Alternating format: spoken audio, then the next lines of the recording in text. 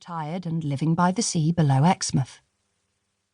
Mr. and Mrs. Ranson, who owned the village inn pub, the Spotted Calf. Miss Trotter, the old woman who lives alone in a cottage beyond the church, offering medicines and advice with equal vigour as many eccentric people did in the past. Daisy Barton, a dead serving girl whom Mr. Hatton took pity on. Mrs. Markley, another resident of the valley. Betsy Henley, a valley child. Mrs. Talon, husband George, daughter Mary, a prosperous valley family beyond the hill. Mrs. Danner, the verger's wife. Tommy Higby, who had a cow in his care shot before his eyes on Mrs. Stoner's farm. Beyond the valley. Dr. Neely, who lives in Tiverton and serves Hurley when called.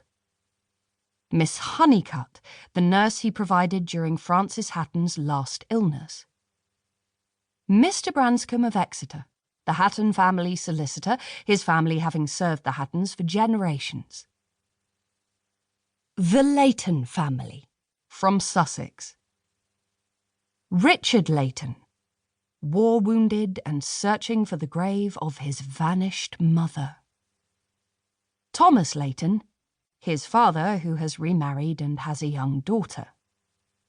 Victoria Alice Woodward Macpherson Leighton, the missing wife and mother who is thought to be dead.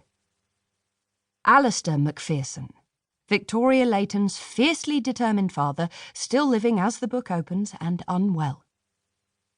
Carter, the Macpherson butler.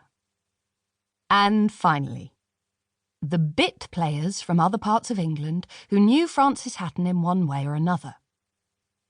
Elizabeth Andrews, a young woman who claims Francis Hatton saved her life. Walsham, the man who claims that Francis Hatton cheated his father out of an estate. Mrs. Perkins, the housekeeper of that house, and her husband, Ben, the groundskeeper, club-footed and unable to serve in the army.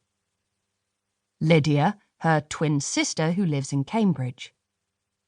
Mrs. Kenneth, who keeps an inn in the village of Mercer, Essex, and sister to Mrs. Perkins and Lydia, a gossip. Mrs. Gibbon, the woman who runs the orphanage established by Francis Hatton in Falworthy, Somerset.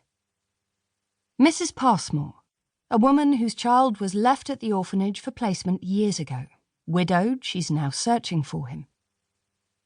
Miss Weaver, Francesca's governess for the first year or so in the valley.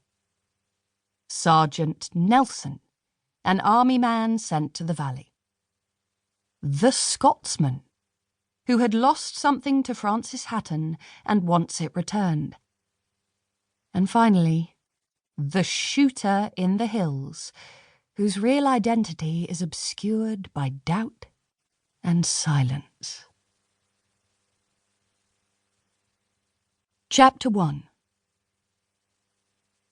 Devon, Autumn, 1916. It always stood in the back garden, what my cousins called the murder stone. They teased me about it often enough. Put your head here and your brains will be bashed out. Lie down here and the headsman will come and chop your neck. Nasty little beasts, I thought them then. But they're all dead now. Lost at Mons and Ypres, Passchendaele and the Somme. Their laughter stilled, their teasing no more than a childhood memory. Their voices a distant echo I hear sometimes in my dreams. Do be quiet, Cheska. We're hiding from the Boers. You'll give us away. But the murder stone is still there, at the bottom of my grandfather's garden, where it has always been. And the house above the garden is mine now.